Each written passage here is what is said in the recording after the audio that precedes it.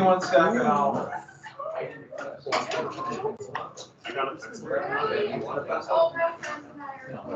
So tell me, which question?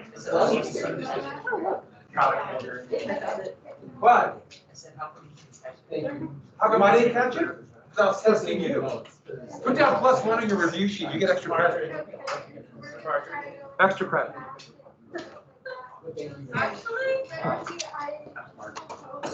I want him to feel good. There's Yeah. another one that talking about the side on scale. Oh, yeah, inequality is there. I wanted to make sure I got that one down now. And does capitalism have one? Yes. I was putting the asterisks in with the columns, and it's really weird.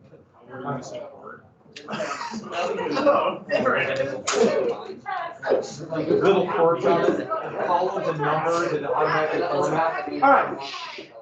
So let's go take your notes out. We're not going to have a quiz today because we're going to have a test on Friday. Thursday or Friday. Oh, Thursday's notes, I'm sorry. For some reason, they didn't post on YouTube. I know you can find them on Teams. I posted them on YouTube. I thought I did, so I made sure, now they're on there for sure.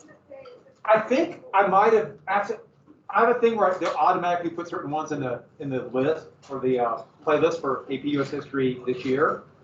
I might have forgot to put that little code in there, because I thought for sure I loaded it. And so make sure you get those notes, because that's stuff about, collective bargaining means the union does what for its workers? Collective bargaining, that's from Friday. The union gets a what? Yes. Fines. Say it again. Fines. Contracts. Gets a contract.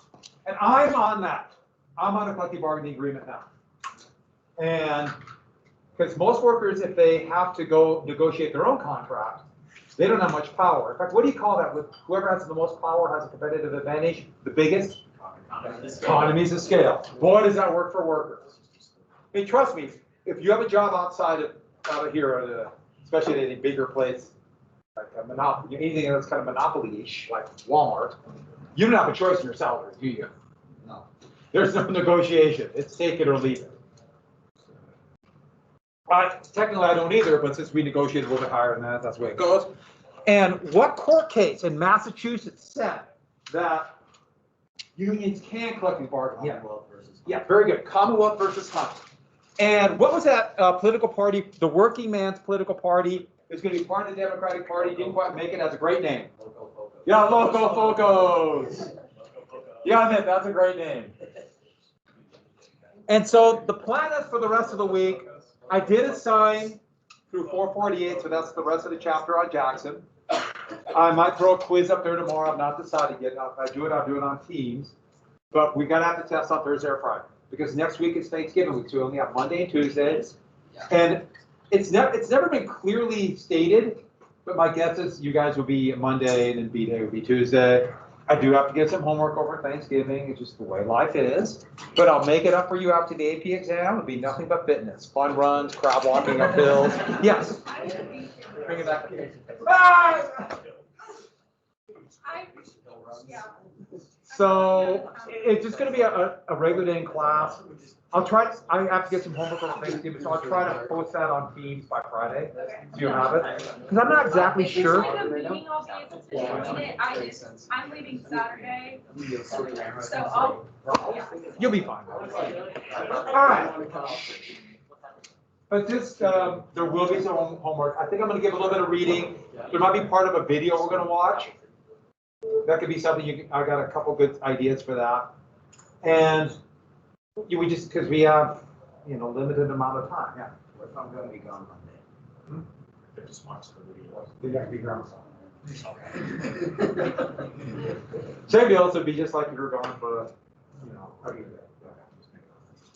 But I'll try to get the stuff you have for Thanksgiving. I'm still deciding, but I'll post it for sure and have it up by Friday, this Friday. Sound good? Yeah. So I'll give you plenty of time. Because there's a chance for a movie.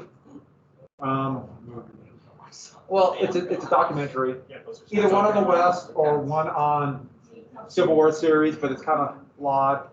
So I'm trying to That would be our find homework? Block. Chris, name one that isn't flawed. History channel. Like, Well, that if would it's be our History Channel, it'll be homework. about UFOs or I drove truckers. Yes, Like, that would be our homework for the. that is a reading. Oh, okay. I mean, we'd have class Monday and Tuesday, and then. All right, so let's go ahead then. We got the Jacksonian era. So we started that on Friday, and I talked a little bit about the Industrial Revolution. Remember the era of good feelings. So remember, all of this is affected by the Industrial Revolution, and so much of what we think about democracy and what it means to be in America will come out of Jackson. And yeah, Jackson's a really curious guy. But let's get right here. I think we got to the Missouri Compromise. This is right where we quit on Friday. We got to the end of the Jackson. Yeah, you got new economy and then we Era. got. Oh, okay. So here we go. Missouri Compromise. And the Missouri Compromise, and that dealt with a crisis, don't forget, underlying everything is an industrial revolution, but called sectionalism. And sectionalism is the difference between slave states and they call it free states, even though they're not free. So slave and free states. A better way to think about it is, or more realistic, slave codes, no slave codes, but slave and free. And in 1820, it was exactly even. It was even the number of slave states and free states. But then what was going to blow it up? Texas. Oh, Texas nearly blew it up, but not yet. Missouri. Missouri wanted to come in as what kind of state? Slave state. Because plantation owners were moving along the Missouri River Valley, so west of St. Louis, good for plantation agriculture, right here. And so this will blow up the balance. But this brought up an issue about the spread of slavery. Now remember back in 1808, just to review, I should add, so Congress has got to pass a law to allow them to become in as a state. So now we're going to pass a law. And what comes out of this? Well, they thought slavery was going to go away. Remember that 1808? Remember I told you this once before? That the U.S. banned the international slave trade. No more international slavery. The thought was, if fewer numbers of new slaves come in, there'll be fewer slaveholders. Fewer slaveholders, it could go away. That's why Jefferson, a slaveholder, signed that law. So, the thought was in 1808, slavery will eventually die. But then remember, in those 12 years afterwards, the whole world had changed. Everything had changed. It's amazing how much it changed in those 12 years. A whole brand new economic system arrived in the United States. Hard to imagine another time like that in history. Well, Jefferson's plan was called diffusion. Spread out slavery. Go back. Let me backtrack just a little bit. What part didn't you get, Bob? Huh?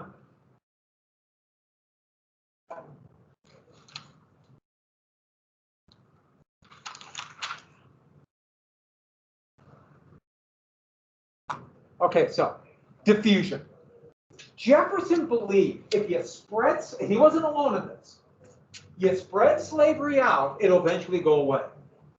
There'll be fewer and fewer slaveholders, and they will have less political resistance. Basically this, the political power of slaveholders will go down. You know, slaveholders, if there's a lot of slaveholders in the state, especially if they have a lot of money, they'll control the legislature.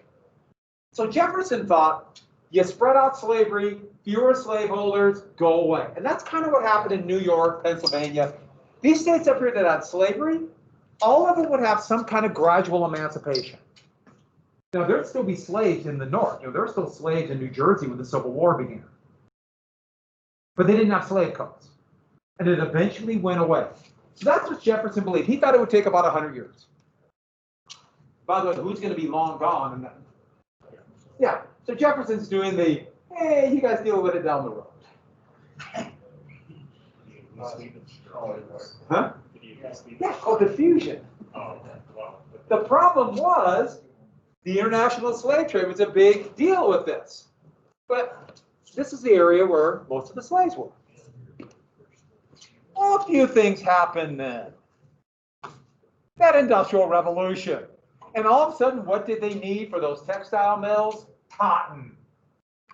Slavery became more valuable than ever before. And all these states, new states, from here to Louisiana, Arkansas, and Missouri weren't states yet, became slave states.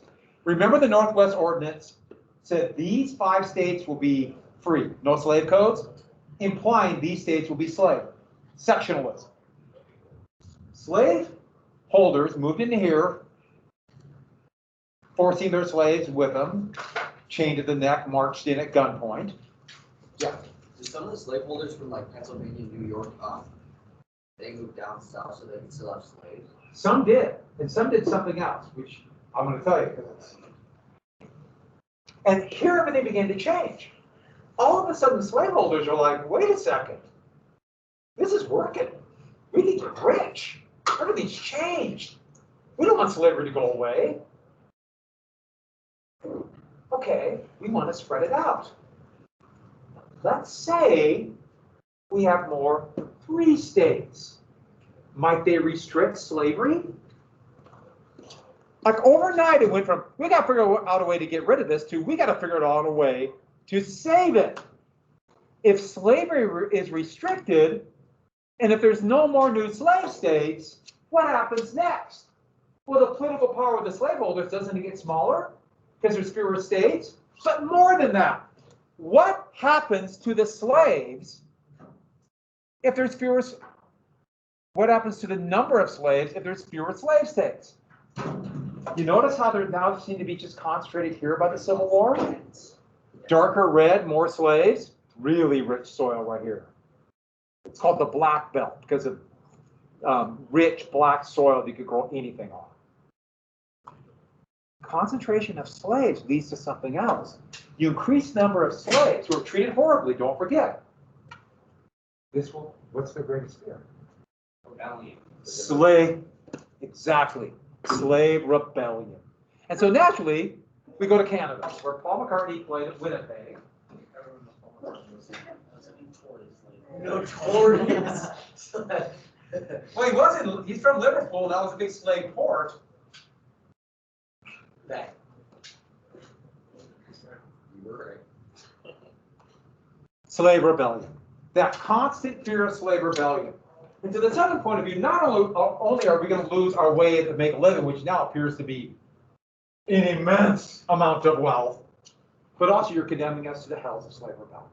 Do you want Haiti? Remember Haiti? Do you want Haiti to happen here? And so now they want to diffuse and spread slavery out to save slavery. They're thinking we need more slave states here to protect slavery in South Carolina and not condemn us to slave rebellion. All that happened in 12 years. A total reversal from we'll spread it out to get rid of it to we have to spread it out to protect it. And it's going to be a mission for Southerners, Southern politicians to get more slave states. They started looking to try to invade into Cuba, Central America. Heck, Southerners tried to take over Nicaragua, Costa Rica. They even talked about, hey, we can get all the way down to Argentina. Think all the slave states, we can get them. So, with that, back to the bill on Missouri. Yeah. What year was it? 1820. Did you say duh? He's going to I've got a lot of statement threats this year. Yeah, I wonder why. The best part of this thread is you never know when I'm behind you. That's true. So, the Tallmadge Amendment. Now remember the bill, I told you they needed a bill to bring Missouri in? An amendment is an addition to the bill. James Tallmadge, that guy right there, he's from New York, a state that got rid of slavery. He, a Republican from New York, he looked at, oh no, we don't want Missouri, another slave state. They were remember that term I gave you before, slave power. Slave power, they said, is what got Jefferson elected over Adams. Slave power gave it this disproportionate amount of power to white voters in the South. What compromise? The Three-Fifths Compromise. That's what they call it, slave power. The Three-Fifths Compromise. So here's Northerners saying, we're tired of being dominated by Southern politicians because they get all the power. Remember, slaves can't vote, but they're counted as 60% of a person, adding to the population of those areas, so they get more members of the House of Representatives and more members of the Electoral College. So remember all that? So that's what he said. So his proposal was this nice little bill to do what they did in New York called post-natal emancipation. Now, have you heard of prenatal care? That means care for the mother when? Yeah, while she's pregnant, pre-birth. So you can guess what post-natal means? The slaves will be free when they're young adults. Does that happen? That's what New York did. But now think about your question you asked about Pennsylvania. Just think about it. We'll come back to it. But so when they turn 21 or 24, 21 for women, 24 for men, they'll be free. But don't they all just don't they all just want to move north there because no slavery and stuff? Slaves would? Oh, this was just for New York, sorry.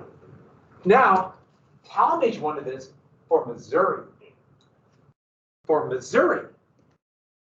Wait, So they're not free when they're like kids? no, they'll be slaves until they're 21 or 24. So when they're young adults, they'll be free. Why do they do this? To protect the slaveholders. They don't care about the slaves, it's the slaveholders. The slaveholders will get 20-some years of labor out of them. They'll be exploited for 20 years, and then they'll still get money. It doesn't end there. It's much more insidious. Because Tallmadge, like a lot of anti-slavery, more like anti-slave power, people in the North, yeah, they hated slavery, but they were also incredibly racist. They wanted the United States, they viewed it as we needed to become more and more of a white republic. And so in New York, they did post-natal emancipation. This is what he wants for Missouri. This will make sure it's only white. Because slaveholders, remember to protect them and their money. What can they do to those slaves up to the moment they're free? Torture them. Uneducated. Well, they can't. They, They can do Maybe whatever they they want. including what? Murder. Killing them. No, it's kill them when they don't get money. Sell. Sell. So just before they turn 21, they sell them to southern states that have permanent slavery in their slaves. That's like I'm not saying that's good, but that's basically. Oh, it's horrifically evil. big Yeah. loophole. But I mean, it's bad, but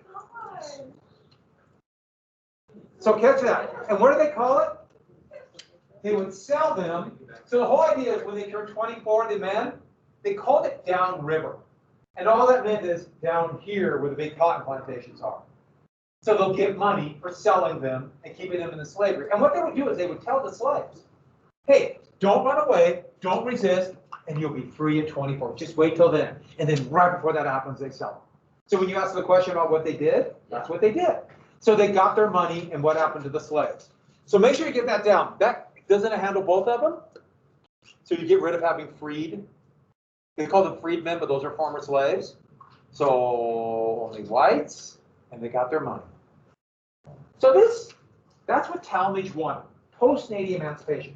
New York did it, other states in the North did it. Yeah, so this is something you need to know about those, many of the anti-slavery people. They were racist. And they were not fighting for this multi-ethnic, multiracial democracy made of based on equality. It was a white republic. Yeah. So did the North know that this was happening? They were just like, as long as the rule's there, it's okay. Yeah. Nice. Just go. Okay. Yeah. It's pretty amazing. But here's the thing. In the House, it passed. This amendment passed. What's happening to the population? The House of Representatives is based upon population. Remember I showed you those immigration charts where more and more people going? To the north. Northerners controlled the House, and it So the passed. South likes this too. Huh? The South likes this too. Mm-mm. No, But they get the slaves that are sold to them. I'll explain it. But they want permanent slavery. You're exactly right, that fear of rebellion. The Southern reaction, they immediately threatened civil war. We will blow the whole thing up if you do this. And that's, the issue was slave rebellion. Because that would increase the if you limit the number of slave states, that will increase the concentration of slaves in areas of the Deep South, condemning them to slave rebellion. South Carolina had the highest population of slaves, and you could probably guess then they would have the most radical politicians about this. Where's the Civil War going to begin? South Carolina. Because of the number of slaves. Yeah, they said we'll blow the whole thing up unless you allow us to have more southern states. Slave states. So they're being bullies. This is the definition of a bully. We're going to bully you. And they would kind of win. But eventually the North will get tired of being bullied. Bullying can work. I can't believe that came out totally wrong. But it can work in the short run. But in the long run, it can destroy everything. In the short run, yeah, you can bully someone to get what you want, but they will remember it and be resentful and want to get you. And eventually the North will have enough. They'll call the South's bluff. They probably should have called it then. Even though if there would have been civil war, it would have blown the whole, I can't imagine it survived it. But when the South,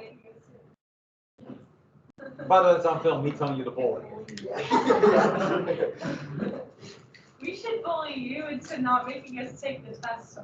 Good luck. Dude, you know his semester final is gonna suck that day, and it's already gonna be tough. Oh, then you know what bullying really is. And so what the deal was, hey, we need senatorial balance. No, it's amazing how politicians can be rolled pretty easy.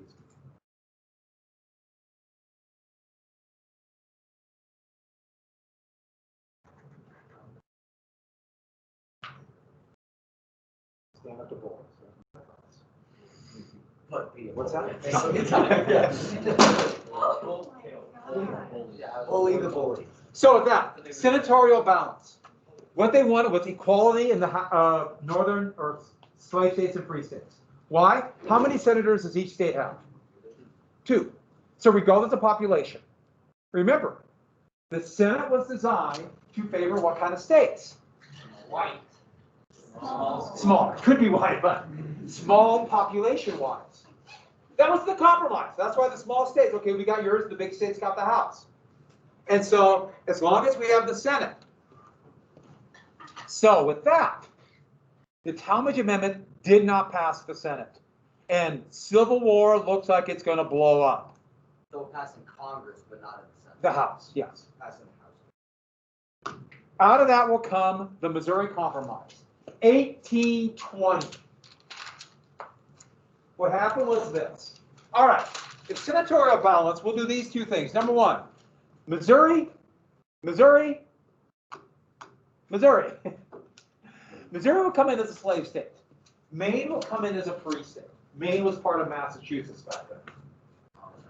Senatorial balance. But then, what about additional territories? Remember the Louisiana Purchase? Yeah. All this was federal territory. So federal law still applies. Here, if there's states, that's state law. Remember, this was already free, no slave codes because of the Northwest Ordinance. So what they said is, Wait, ME is Maine? yeah, north of 36 degrees, 30 minutes, this line right here, except for Missouri, which is, that's by law. But the rest of Louisiana Purchase here, no slave codes. No slave codes, so therefore it's almost impossible to have slavery. You're sitting on an area that under the Missouri Compromise would be no slave codes. And so really, since Arkansas Territory had already come in with slave codes, it meant the rest of Louisiana. But you might notice one thing. 3630 ends right here. This is Spain, and then a year later, Mexico. Mexico's massive. Is the United States, are we going to expand westward? Does this line expand to other territories? Because that's not the law. Does it apply to Oregon? And no. Why? Only Louisiana. We make our own rules.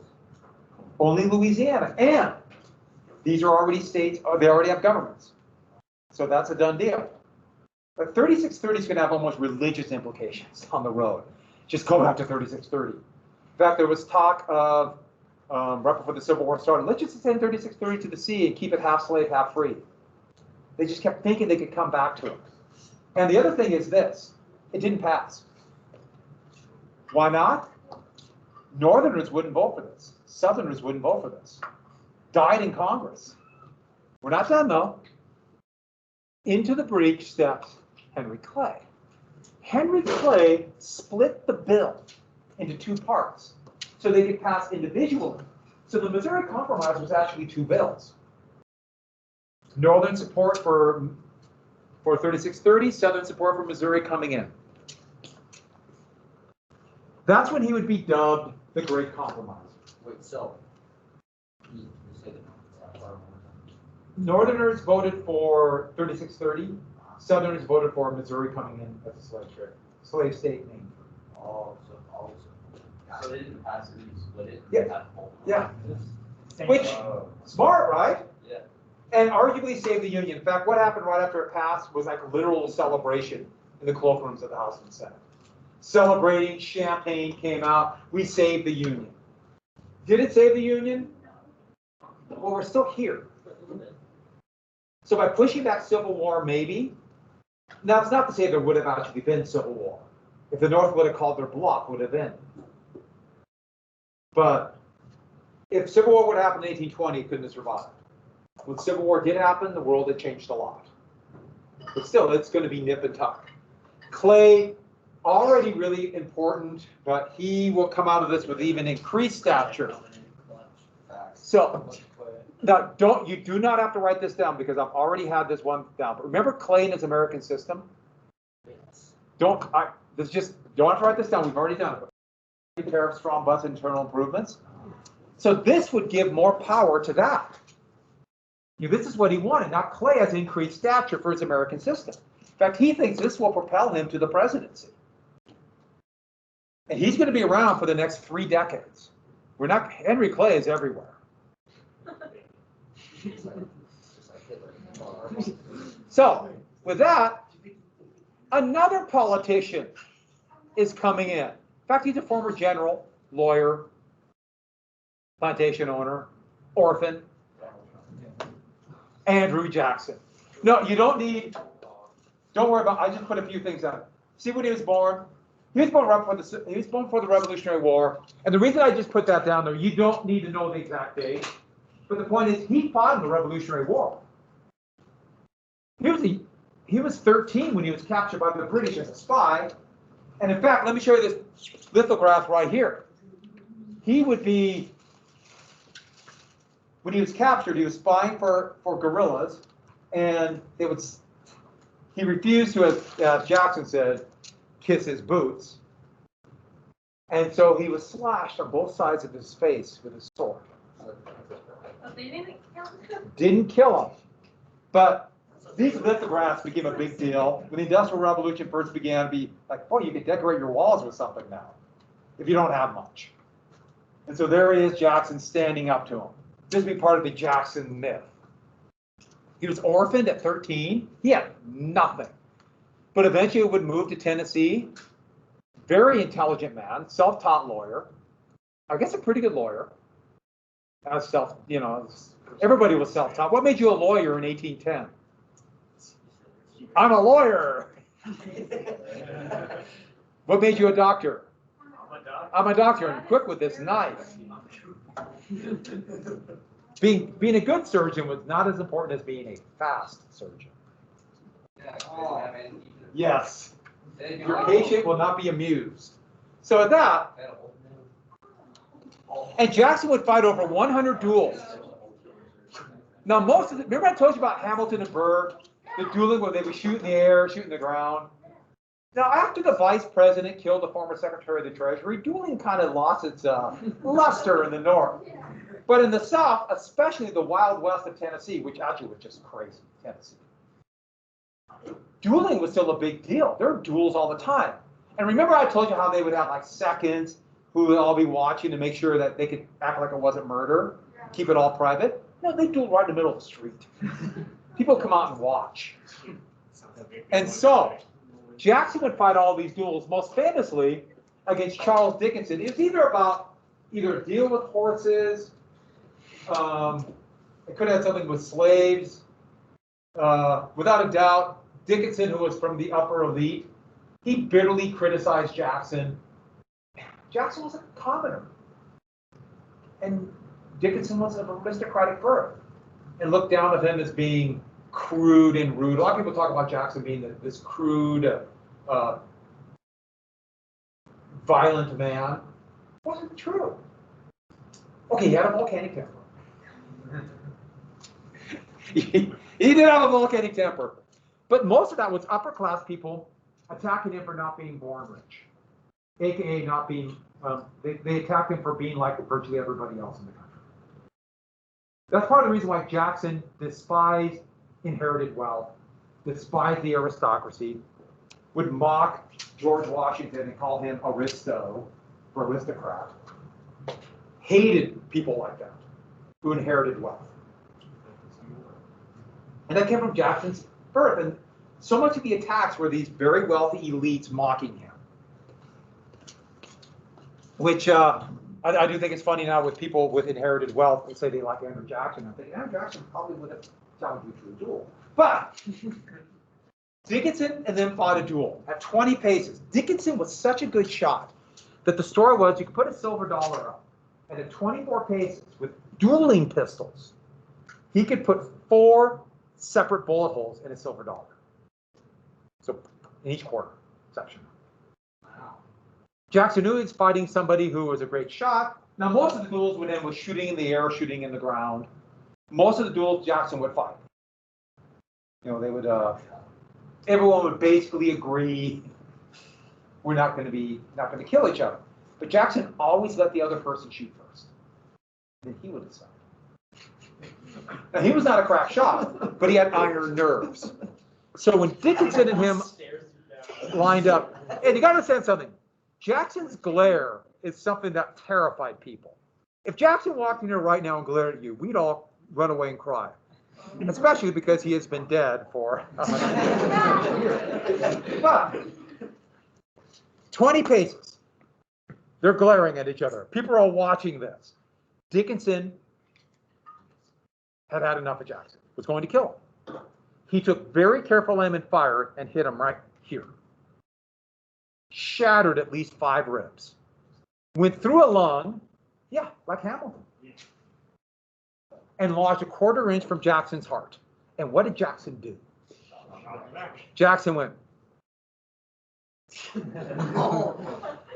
So I wonder what Dickinson must have been thinking at that moment.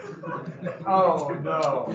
And as blood pooled, and the blood was just spewing out. Pooled in this big puddle around Jackson's feet. He took careful aim and hit him right here. He died 3 hours later. Then Jackson walked 1.5 blocks to the nearest doctor. What a unit. He said, This man's a tank. Jackson said that I would have shot him even if he would have hit me in the brain. Which I love saying that, the brain. So with that, so Jackson, his reputation would he would come out as being kind of a bloodthirsty maniac on this. But let's be very clear. Who was shot first? Jackson would spend the rest of life with that bullet 1/4 inch from his heart. He would die over 30 years later. He had another bullet here and another bullet in his head. When he was as president, they finally removed that bullet that went in there during the Seminole War. And they cut a hole and held him down, gave him a shot of whiskey and a piece of leather to bite on, and dug it out. Red. Why not just keep it in a I guess it just hurts so bad. He was hitting with his joint like every time he moved. Jackson was in constant pain. But with that, and a couple other things, we already mentioned these. Remember these two big battles made him a national hero? And then don't forget, I've mentioned this once before, make sure you write down, if you don't know, the First Seminole War, he invaded Florida, which was still Spanish territory. Now, a lot of people said it was to attack the Seminoles or to attack Florida. The reason why, get this down, slaves. Slaves were running away there, and they wanted to cut off that avenue for slaves to escape. Jackson's a very complex man. You know, this tireless fighter for the rights of average people was also a horrific slaveholder. Nothing's ever black and white, is it? There's lots of nuance. And then his nickname, Hickory Switch, is tough, you can't break. Old Hickory. Old Hickory. And this was also meant that he'd be, like when he was a commanding officer before Horseshoe Bend, and he would have men whipped for if they ran away, they were whipped. Hickory Switch. Old Hickory, you know, it's not old, it's old, right? And the fighter for the common man. And he meant it. Much of what Americans want to believe they are, the myth of the United States, will come out of Andrew Jackson. Where it doesn't matter about your birth. All that matters is your merit. But you notice I said it's a myth because it's not always true.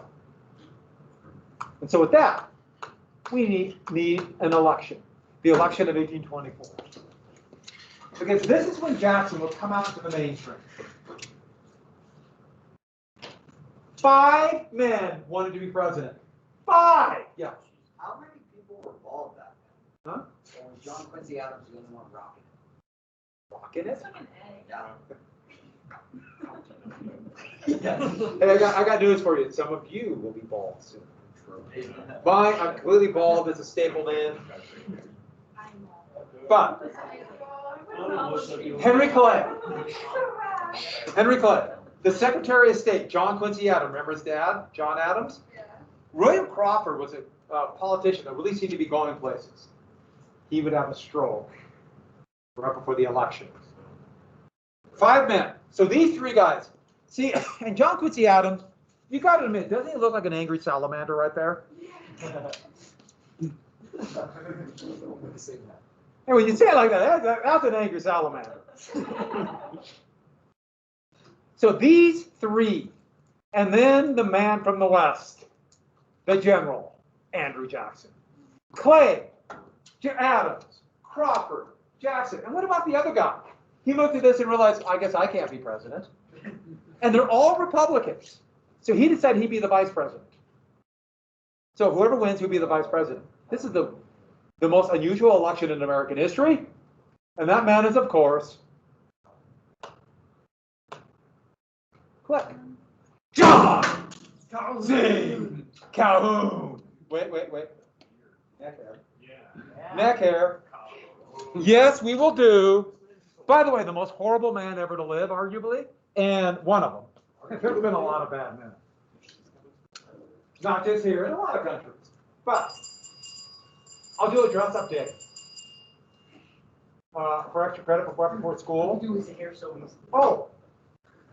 And you might be thinking, oh, we get a lot of choices. You get a lot of choices. Yeah. You have to go in Good that morning, chair. Capitol High School. It's your senior class president, Marin Chapman, with your Monday announcement. Expectation of the week. Okay, you might get another Graduated by choice. Representing CHS with pride. There will be open gym for softball for 3 weeks starting Saturday, November 21st at CHS from 10:30 a.m. to 1 p.m. There will also be workouts for pitchers and catchers beginning Wednesday, November 18th. Juniors and seniors from 6 to 7 p.m. and sophomores and freshmen from 7:15 to 8:15 p.m. All girls that are considering trying out for softball this spring are encouraged to attend. If you have questions, please contact Coach Miller at 461-4975. 461-4975. Any athletes interested in playing girls basketball this season, there will be open gyms today, November 16th, from 3:30 to 6 p.m. at Tallmadge. Freshmen will play from 3:30 to 4:30. Sophomores and seniors from 4